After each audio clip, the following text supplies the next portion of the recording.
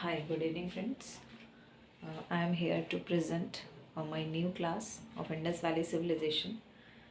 जैसा कि last class में हम लोगों ने डिस्कशन किया था इंडस वैली सिविलाइजेशन के बारे में, और आज हमने बोला था कि जो भी आपको नेक्स्ट क्लास होगा उसमें हम उसके कुछ स्थल के बारे में डिस्कशन करेंगे और उन स्थल से हमें क्या चीज़ें मिली हैं, ये सिंधु सभ्यता की जो विशेषताएं हैं वो क्या क्या हैं, इसके बारे में हम बात करेंगे। तो सिंधु सभ्यता चूँकि एक बहुत वास्ट चैप्टर भी है और बहुत इम्पॉर्टेंट भी है आपके एग्ज़ामिनेशन के बिहाफ पे, तो इतने छोटी सी क्लास में पूरे से सिंधु घाटी के सिलेबस को कवर करना इतना पॉसिबल नहीं है, बट मैं कोशिश करूँगी कि वो सारी चीज़ें कवर करूँ जो आपके एग्ज़ामिनेशंस में पूछी जाती हैं और आपको पता होना चाहिए। तो आज का क्लास हमारा है, मैं कुछ मैप के थ्रू आपको समझाना चाहती हूँ कि सिंधु घाटी सभ्यता के स्थल कहाँ कहाँ से मिले हैं। लास्ट क्लास में मैंने आपको थोड़ा सा मैप के थ्रू बताया था कि जो सिंधु घाटी सभ्यता का आकार है वो एक ट्रायंगल है। ट्रायंगल मतलब ऐसा समथिंग कुछ करके, या ऐसे बोले तो मैप में आप देखेंगे तो आपको थोड़ा सा और चीज़ आसान होगी। तो ट्रायंगल मतलब जो इंडिया का मैप है या पाकिस्तान का जो स्थल हमें जहाँ से मिले हैं उनको हमने ऐसे कनेक्ट किया था तो हमें एक ट्रायंगल बना था। तो ट्रायंगल का मतलब हमने आपको बताया था, जो आपका नॉर्थ का एरिया है वहाँ पर हमें जम्मू कश्मीर में एक जगह है मांडा, और मांडा जो कि चिनाब नदी के तट पर है। और ये जो मैं आपको स्थल बता रही हूँ या जो नदियाँ बता रही हूँ, इनको अगर आप याद कर सकते हैं तो बहुत अच्छी बात है, और अगर नहीं याद कर सकते हैं तो at least you should be write down on your notebook. तो आप इसको नोट डाउन भी कर सकते हैं। जो हमारा नॉर्थ का एरिया यानी जम्मू कश्मीर में हमें एक मांडा स्थल मिला हुआ है।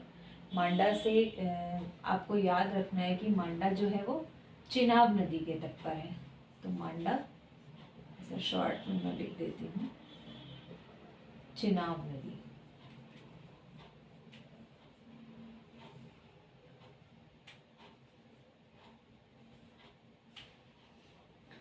फिर अगर हम इस मैप के थ्रू साउथ की बात करें तो ये तो हमारा नॉर्थ का हिस्सा हो गया। साउथ में एक स्थल मिला है दैमाबाद। तब अगर लास्ट वीडियो को देखा होगा आपने और थोड़ा सा आपके माइंड में हो गया तो आपको चीज़ें और क्लियर होंगी। साउथ में एक एरिया था दैमाबाद, जो कहाँ था, महाराष्ट्र में। तो जो महाराष्ट्र में दैमाबाद है वो कहाँ है, प्रवरा नदी। प्रवरा भी ऑप्शन में आता है और गोदावरी भी आता है। ये आपको बहुत ध्यान रखना पड़ेगा कि जो दैमाबाद है ऐसे तो गोदावरी नदी के किनारे, बट अगर क्वेश्चन के ऑप्शंस में गोदावरी नहीं है और प्रवरा है, so don't be confuse, you should have to take the answer Pravara नदी। तो आपको प्रवरा नदी टिक करना है। अब आते हैं हम अगर वेस्ट में एक स्थल मिला है सुत कांगेडोर। मैं बोलती हूँ, आप लिख लीजिएगा, सुत कैंगेडोर। ये आपका पाकिस्तान में है। और सुत कैंगेडोर जो है वो दाश्क नदी के तट पर मिला है। दाश्क नदी, सुत कैंगेडोर मैं शॉर्ट में लिखती हूँ, आप जो है बाद में इसको अपना दाश्क नदी। नॉर्थ साउथ हमारा क्लियर हो गया। अब अगर हम ईस्ट की बात करें तो हमने पहले भी आपको बोला था कि जो सिंधु घाटी सभ्यता का विस्तार है वो पूर्वी एरियाज में नहीं हुआ था। मतलब पूर्वी एरियाज का मतलब ये मणिपुर, सिक्किम, असम, इस सब के जो एरियाज है वहाँ पर नहीं था। हाँ, उत्तर तक हमारा आया है, जो प्रेजेंट टाइम का उत्तर भारत है, यानी ब्रिटेन टाइम का जो नॉर्थ एरिया है, नॉर्थ फ्रंटियर एरिया यूपी में, यहाँ पर हमें स्थल मिले हैं। और सेंटर में हमारा, हमने आपको आलमगीरपुर बताया था, तो आलमगीरपुर हिंडन नदी के किनारे है। तो आप आलमगीरपुर ऐसे याद कर सकते हैं, हिंडन नदी पे।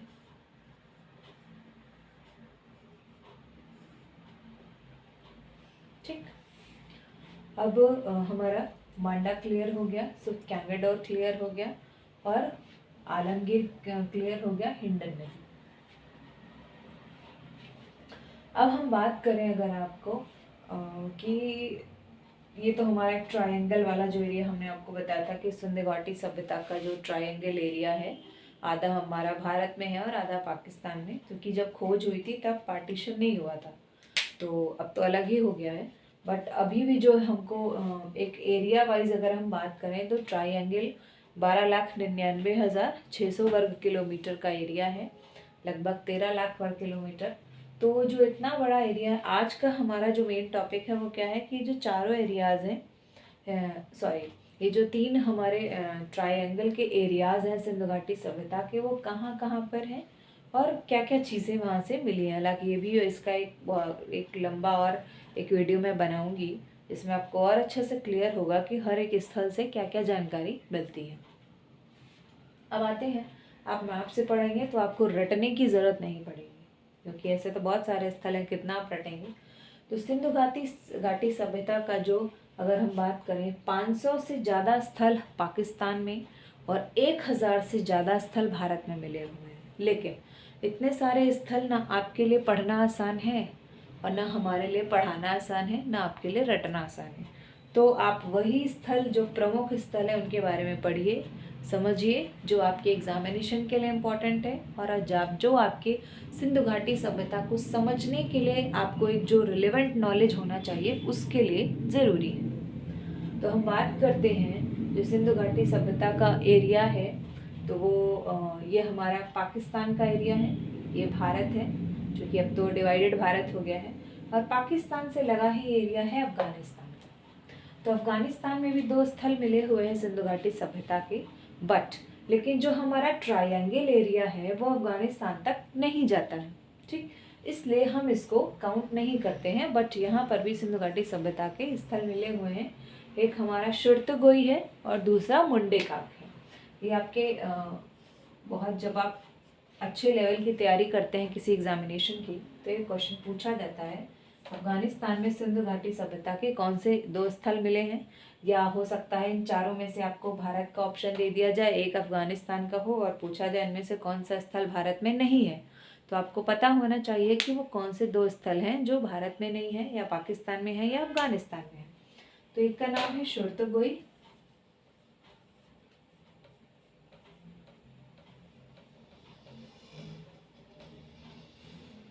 दूसरा है हमारा मुंडेकाक।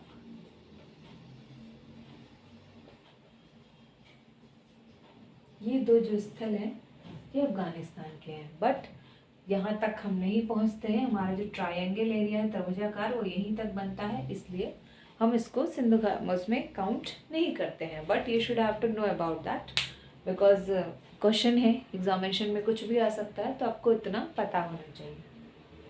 ये हो गया हमारा अफगानिस्तान का एरिया। अब हम बात करते हैं पाकिस्तान की, ठीक, क्योंकि अफगानिस्तान तो बहुत पहले ही भारत से अलग हो गया था, और सॉरी, भारत का एरिया तो था ही नहीं, अफगानिस्तान तो बहुत पहले ही अलग पार्ट था। और चूँकि पाकिस्तान और भारत एक ही था, तो ये बाद में डिवाइड हुआ है, इसलिए हम अलग अलग तरह से पढ़ते हैं। अब बात करते हैं पाकिस्तान की। तो पाकिस्तान में भी 500 से ज़्यादा स्थल मिले हुए हैं, पर जो बहुत ही इम्पॉर्टेंट है या जो बहुत अच्छे उच्च कोटि का जहाँ पर जो विशेषताएं हैं वो देखने को मिलती हैं, तो इनके बारे में हम बात करते हैं। सबसे पहले हम बात करते हैं हड़प्पा की, क्या क्या मिला हुआ है। पहले तो ये देख लो कौन से स्थल है। अच्छा, जो पाकिस्तान है वो हमारा 3 प्रांत में ऐसे बटा हुआ है। 3 प्रांत मतलब 3-3 एरिया वाइज। ये जो एरिया आपको दिख रहा है ऐसे रेड डॉट डॉट एच लिखा हुआ है, ये हमारा पूर्वी पंजाब, सॉरी, ये हमारा पश्चिमी पंजाब है, ये पूर्वी पंजाब है। आपको पता होगा पंजाब जो है आज़ादी से पहले या डिवाइडेशन के पहले पंजाब बहुत बड़ा एरिया था, और जब डिवाइडेशन हुआ तो पंजाब का आधा एरिया पाकिस्तान में चला गया। तो जो पंजाब का एरिया पाकिस्तान में चला गया है, वहाँ पर हड़प्पा स्थल जो आज की डेट में है, मांटगोमरी जिला है, वहाँ पर हड़प्पा का स्थल मिला हुआ है। अच्छा, अब एक छोटा सा और बहुत ही इम्पोर्टेंट क्वेश्चन है कि हड़प्पा किस नदी के तट पर है। तो मोस्टली बच्चे उठा के इसका आंसर सिंधु लगा देते हैं, बट नहीं। अच्छा, अभी आप कई सारे स्थल पढ़ेंगे और उसका नदी भी पढ़ेंगे, कौन सा स्थल कौन सी नदी के किनारे है। बट अब एक क्वेश्चन आपके दिमाग में हो सकता है, जब इतनी सारी नदियां हैं तो फिर सिंधु सभ्यता ही क्यों नाम दिया गया। हमने तो बताया था कि पर्टिकुलर किसी नदी के नाम पे दिया गया है, जिसके नदी के किनारे सारे स्थल पाए गए हैं। तो ये जितनी भी नदियाँ आप पढ़ेंगे सिंधु के अलावा, वो सारी सिंधु की सहायक नदी हैं। सहायक नदी जैसे गंगा की सहायक नदी है यमुना, सरस्वती, तो उसी तरह से जो सिंधु की सब सहायक नदी, सारी नदियाँ जाके सिंधु में मिली हुई हैं। इस वजह से हमने सिंधु सभ्यता का नाम दिया हुआ।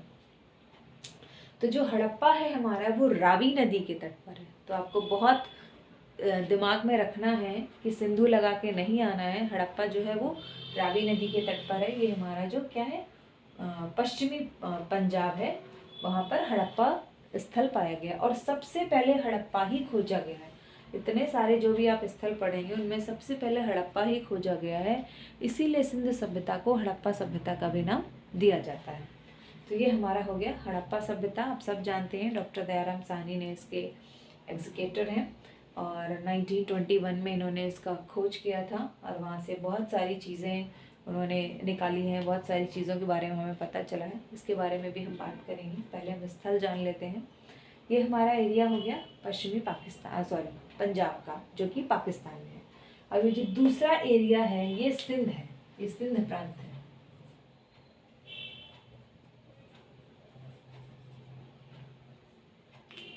सिंध प्रांत से देखो क्या, सिंध प्रांत से कौन कौन से स्थल, एक तो मोहनजोदारो मिला है, most important and most largest city of the Sindhu सभ्यता, इंडस वैली सिविलाइजेशन। तो जो मोहनजोदड़ो है वो सबसे बड़ा शहर था इंडस वैली सिविलाइजेशन का। मोहनजोदड़ो, चंदहुदड़ो, कोटदीजी, ये 3 स्थल जो हैं वो हमें सिंध प्रांत से मिले हैं। ध्यान रखिएगा, प्रांत अलग है और नदी अलग है और इन सारे जो एरियाज़ में जो स्थल है वो सिंधु घाटी एक सभ्यता है। तो ये सिंध प्रांत है। ये हमारा पश्चिमी पंजाब था जो कि पाकिस्तान का था। दूसरा हमारा सिंध है। सिंध प्रांत में हमें मोहनजोदड़ो मिला है, कोटदीजी मिला है और चंदहुदड़ो मिला है।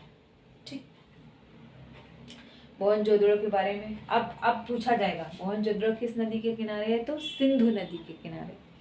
मोहनजोदड़ो की खोज किसने की, 1922 में रखालदास बनर्जी ने।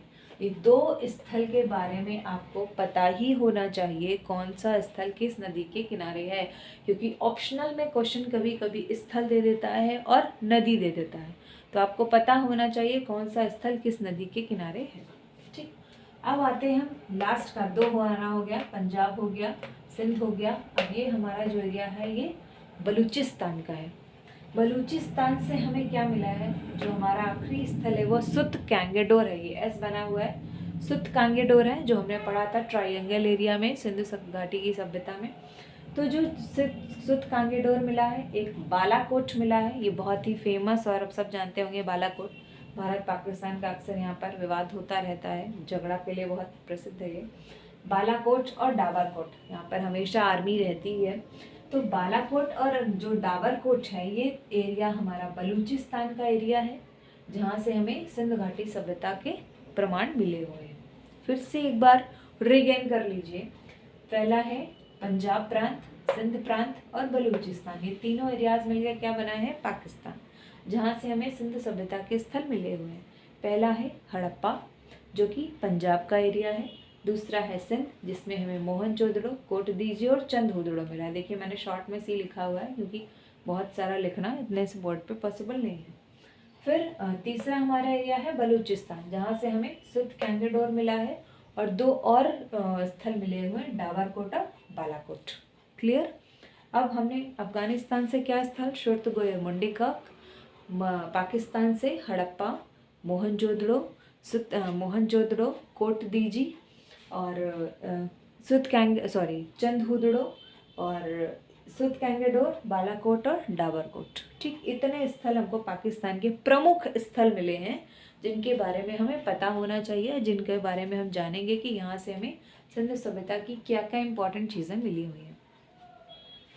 अब आते हैं भारत में। पाकिस्तान का केस खत्म, अफगानिस्तान का केस खत्म, अब आते हैं भारत के बारे में। ठीक, भारत में सबसे पहले पहुंचते ही ऊपर कौन सा है, जम्मू कश्मीर। तो जम्मू कश्मीर से सिर्फ एक ही स्थल मिला हुआ है, मांडा, जो कि चिनाब नदी के तट पर है। अब सोचो, चिनाब नदी, रावी नदी और सिंधु नदी, ये सब किसकी सहायक नदियां हैं, सिंधु की। ये सारी सिंधु की सहायक नदी भी और भी आगे हम लोग पढ़ेंगे। रंगोही नदी है और बाकी और जो स्थल है उनकी भी जो सहायक नदियां हैं वो भी सिंधु की सहायक नदी है। तो जम्मू कश्मीर से एक स्थल मिला है, मांडा। ठीक, अब आते हैं हम, अब देखो ये जो हिस्सा हमारा क्या था, पश्चिमी पंजाब का, और ये क्या एरिया है, पूर्वी पंजाब। ये पश्चिमी पंजाब में क्या है, हड़प्पा। पूर्वी पंजाब आए हम। अब पंजाब से क्या मिला हुआ है, पंजाब से हमारे दो स्थल मिले हुए, रोपड़ मिला है और संघोल मिला है। रोपड़ रूपनगर एक जगह है प्रेजेंट टाइम में, वहाँ पर रोपड़ है और संघोल, ये दो जगह मिले हुए हैं पंजाब से। ध्यान रखिएगा, रोपड़ और संघोल।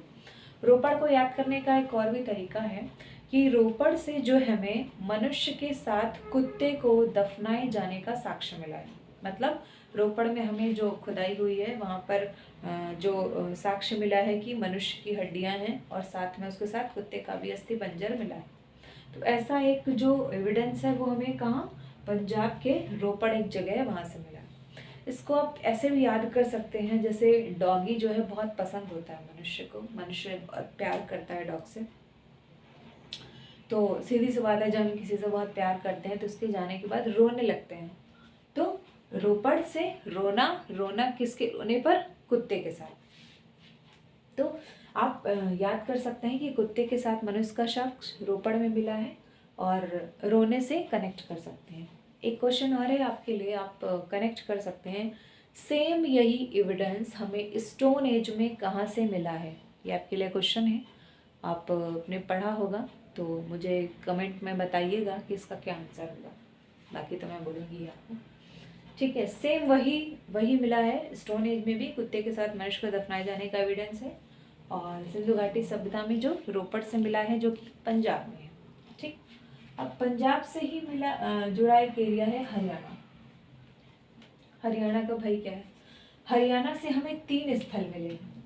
बहुत ध्यान से समझिएगा, रटिएगा नहीं और कोशिश करिएगा कि आप मैप के थ्रू उसको अच्छे से जान पाएँ, क्योंकि रटने के लिए तो बहुत बल्क में किताबें हैं, बहुत मटेरियल है और आप कितना भी रट लें वो परमानेंट नहीं रहेगा, भूल ही जाएंगे। हरियाणा से आते हैं। हरियाणा से एक मैं आपको याद करने का या कहेंगे समझने का एक तरीका बता सकती हूँ। एक मैं सेंटेंस बोलती हूँ कि भगवान का नाम लेकर राखी बंधवा लो। ठीक, भगवान का नाम लेकर हरियाणा में राखी बंधवा लो। अब अगर भगवान से हम बात करें तो एक स्थल हमें मिला है भगवानपुर।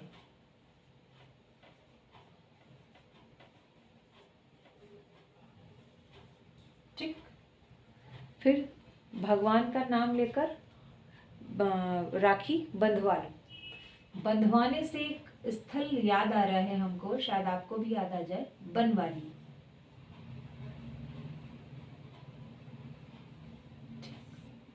और क्या बंधवा लो, राखी। तो राखी से हो गया राखी गढ़ी।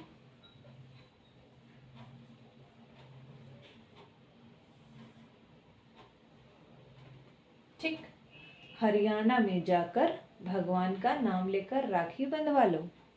इजी है, याद हो जाएगा या समझ लेंगे। हरियाणा से आपको जैसे ही हरियाणा नाम आएगा आपको तीनों चीज़ें क्लियर हो जाएंगी। अब क्वेश्चन कैसे पूछा जाएगा, ये 4 स्थल के नाम आपको दे दिए जाएंगे। ये पूछा जाएगा सिंधु सभ्यता का इनमें से कौन सा स्थल हरियाणा में नहीं है। तो आपको अगर ये 3 याद हैं तो डेफिनेटली से आंसर चौथा होगा। या अगर बाकी ऑप्शन दे देगा इनमें से कौन सा स्थल हरियाणा में है, बाकी 4 ऑप्शन कहीं से भी उठा के दे सकता है। तो आपको अगर इन तीनों के नाम भी कोई याद है तो आप उनमें से गेस कर सकते हैं कि कौन सा सही आंसर होगा। अब बात करते हैं, थोड़ा सा और नीचे आएंगे तो यूपी में। यूपी में भाई क्या मिला है, देखो यूपी में हम बात करेंगे, लास्ट वीडियो में हमने बताया था आपको ट्राइंगल का जो एरिया था, यहाँ पर हिंडन नदी। हिंडन नदी कहाँ थी, आलमगीरपुर में। ठीक, तो आलमगीरपुर का जो एरिया था वो यूपी में है और हिंडन नदी के किनारे है। तो आपको याद रखना है कि यूपी से हमें और क्या एरिया जो है मिला हुआ है। तो एक तो हमारा हिंडन हो आलमगीरपुर हो गया, दूसरा 2 स्थल और मिले हैं, एक संगोली है और एक बरगांव है। तो यूपी से आप मैं इधर लिख देती हूँ, एक तो हमारा हो गया आलमगीरपुर, यानी आज की डेट में वो कहाँ है, दिल्ली में।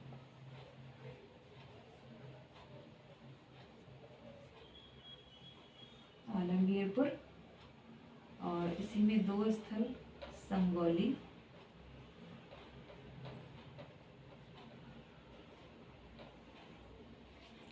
और एक और स्थल मिला है बरगांव।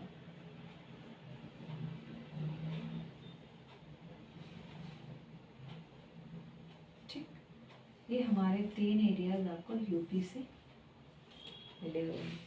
ओके, अब हम बात करते हैं, अब क्या आता है, राजस्थान, गुजरात और महाराष्ट्र। राजस्थान आज भी एरिया वाइज बहुत बड़ा है और गुजरात को इसलिए इम्पोर्टेंस दिया गया है कि सबसे ज़्यादा स्थल भारत में अगर कहीं से मिले हैं तो वह है गुजरात से।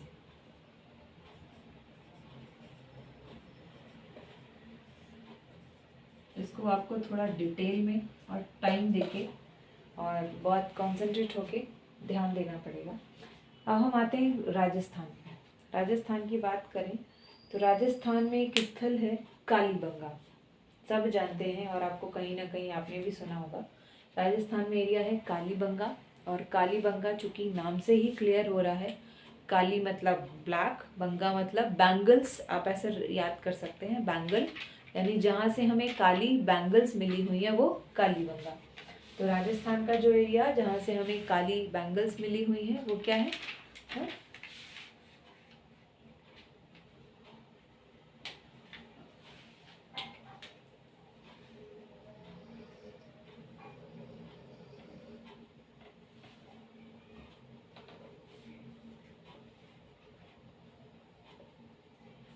कालीबंगा।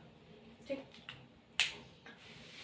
अब आता है गुजरात और महाराष्ट्र। गुजरात के बारे में जानने से पहले हम थोड़ा सा महाराष्ट्र का देख लेते हैं, क्योंकि इसमें से एक ही स्थल मिला है दैमाबाद, जो कि अहमदाबाद, आज का जो एरिया है अहमदनगर, तो हमें दैमाबाद वहाँ से जो नदी है वो है प्रवरा नदी या गोदावरी नदी, वहाँ से मिला हुआ है। ठीक, एक ही स्थल है महाराष्ट्र का, तो आपको बहुत ईजी एक तरह से याद हो गया। अब हम आते हैं गुजरात में। गुजरात में बहुत सारे स्थल मिले हैं। गुजरात एरिया वाइज भी उस टाइम के हिसाब से बहुत बड़ा था और कई सारे एरियाज हमको मिले हैं। तो हमने गुजरात का एक थोड़ा छोटा सा मैप अलग कर दिया है ताकि आपको थोड़ा और क्लियर हो जाए। गुजरात में एक एरिया है धौलावीरा, जो सबसे बड़ा एरिया था और सबसे अच्छा अगर कहीं ड्रेनेज सिस्टम मिला है तो धौलावीरा से मिला है। ठीक, और धौलावीरा में जो नालियाँ थी वो लकड़ी से ढकी हुई थी, मतलब नालियाँ तो थी, उनको बंद कर दिया गया था और इस तरह से एक गटर का प्लान, जैसे आज के टाइम पे हम लोग जितना एक मॉडर्न गटर बोल सकते हैं, नाली बोलते हैं, वैसा ड्रेनेज सिस्टम हमको धौलावीरा से मिला है। बहुत ही सुव्यवस्थित ढंग से जल की निकासी हुई। और एक एरिया है सुरकोटड़ा। सुरकोटड़ा, यहाँ से हमें घोड़े के अस्थि पंजर मिले हैं। घोड़े के अस्थि पंजर भी आप ऐसे कह सकते हैं, चूँकि एशिया से पश्चिमी एशिया के जो है भाग, मेसोपोटामिया का जो पश्चिमी एरिया है, वहाँ से ये सुमेरियंस आए थे, यहाँ बस गए और सभ्यता का जन्म हुआ। तो सीधी सी बात है, घोड़े से आए होंगे और यहाँ पर आके बस गए, क्योंकि जो घोड़े का साक्ष्य है वो सिर्फ सुरकोटड़ा से ही मिला है, बाकी सिंध सभ्यता के किसी भी स्थल से नहीं मिला है। तो यहीं पर आके वो मर गए होंगे या दफना दिए गए होंगे, उसके बाद उनका कहीं पर कोई एविडेंस नहीं। सुरकोटड़ा एक लोथल एरिया है, बहुत ही इम्पोर्टेंट, बहुत ही इंटरेस्टिंग एरिया है। लोथल सी पोर्ट मिला है। आज की डेट में जो हमारे कोस्टल एरियाज़ हैं जहाँ पर हम सी पोर्ट देखते हैं, मुंबई है, गुजरात है, सूरत है वगैरह वगैरह, उस टाइम लोथल जगह है जहाँ से हमें विदेशी मुद्रा की मतलब मोहर मिली हुई है, पारस की मोहरें मिली हैं, जिससे पता चलता है कि उस टाइम भी जो भारत का व्यापार था वो बाकी और देशों के साथ था। तो लोथल हमें सी पोर्ट मिला है। और लोथल एक ऐसा एरिया मिला है, सिंधु सभ्यता की जो घर है, जो घर का सिस्टम है या नगर नियोजन है, मैंने एक छोटा सा आपको यहाँ पर बनाकर दिखाया है। ग्रिड सिस्टम है। ग्रिड सिस्टम क्या है कि जो सड़कें हैं वो एक दूसरे के पैरेलल है। पैरेलल मतलब एक दूसरे को समकोण पर काटती हैं, और जो हमारे घर हैं वो ऐसे ऐसे ब्लॉकेज में, ये ब्लॉक वे ब्लॉक, फिर एक सड़कें एक दूसरे को बीच से काटती हैं, फिर घर, फिर सड़कें, फिर एक दूसरे को ऐसे काटेंगी, तो वो हमेशा पैरेलल चलती रहे, ऐसे चलेंगी। और ये जो नियोजन है, ऐसा सिस्टम, मतलब घर को बनाने का या नगर बसाने का तरीका, ऐसा सिर्फ नगर में ही हो सकता है, गांव में कभी नहीं हो सकता। तो ये प्रमाण है इस बात का कि सिंध सभ्यता जो थी वो बहुत ही ग्लोरीफाई, बहुत ही मॉडर्न थी और पूरी तरह से शहरी सभ्यता थी। हम ये नहीं कह सकते, जैसे आगे हम वैदिक सभ्यता पढ़ेंगे तो उसमें बहुत सारी चीज़ें आप पढ़ेंगे, जो ग्रामीण पूरा सभ्यता है, ग्रामीण पूरा सिस्टम है, वो सारी चीज़ें इसमें नहीं है। ठीक है। अब एक और स्थल मिला है, रंगपुर मिला है, फिर 2 मिला है, भगत राव मिला है, रोजदी मिला है। ये स्थल हमारा गुजरात से मिला है। एक बार फिर से हम रिवाइज कर लेते हैं। जम्मू कश्मीर से सिर्फ एक स्थल मांडा मिला है, जो हमारा पश्चिमी पाकिस्तान है, सॉरी पूर्वी पाकिस्तान है, जो भारत के एरिया है। वहाँ से 2 चीज़ें मिली, रोपड़ मिला है, मतलब जो हमने आपको कुत्ते से कनेक्ट करके बताया था, और संघोल मिला है। 2 स्थल मिले हैं। फिर हरियाणा नीचे आ जाएंगे। हरियाणा से हमें 3 स्थल मिले हैं। हमने बताया था भगवान का नाम लेकर राखी बंधवालो, यानी बनवाली, राखीगढ़ी और भगवानपुर। फिर यूपी की बात करें तो फिर हमें 3 स्थल मिलते हैं, आलमगीरपुर, संगौली और बरगांव।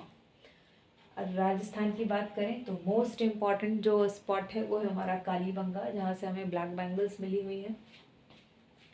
फिर हम गुजरात की बात करें तो गुजरात से हमें सबसे बड़ा स्थल है गुजरात, जहाँ से हमें, इसको थोड़ा और अलग मैप करके बता दिया है, जिसमें से धौलावीरा के बारे में आपको तो पता ही होना चाहिए। धौलावीरा, सुरकोतरा, रंगपुर, लोथल, भगतराव, रोजदी, ये हमें गुजरात से मिला है। महाराष्ट्र सिर्फ एक स्थल मिला है, दैमाबाद। और जो नगर नियोजन था, ये थोड़ा सा ध्यान रखिए कैसा था। एक पूर्वी नगर था और पश्चिमी नगर, मतलब ऐसा कोटिंग में था, बाहर का एरिया, फिर ऐसा, मतलब पूरा जो नगर था वो दुर्ग से चारों ओर से घिरा हुआ था। तो जो पूर्वी नगर था, यानी निचला एरिया जो था, वो हमारा लोअर क्लास था, और जो पश्चिमी एरिया था, यानी ये हमारा एलीट क्लास। एलीट क्लास बोलते हैं जो बहुत अमीर लोग थे, पुरोहित होते थे, राजा महाराजा, ये सारे लोग पश्चिमी द्वार में होते थे। तो ये जो पूरा सिस्टम है कि कौन से लोग कहाँ रहेंगे, किनका जो है एक अलग एक तरह का एम्प्लॉयज़ हाउस बनाना, कि जो लोअर क्लास है वो कहाँ रहेगा, जो क्लासिक वर्ग है या जो एलीट क्लास है वो कहाँ रहेगा, ये सारा सिस्टम उस टाइम की जो सिस्टम है, ग्रिड सिस्टम है, जो उनका लिविंग सिस्टम है, उसमें हमें देखने को मिलता है।